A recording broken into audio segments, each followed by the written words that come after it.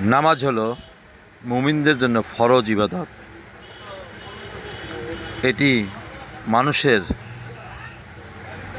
আত্মাকে পরিশুদ্ধ করে এবং গুনাহ থেকে বাঁচতে সাহায্য করে।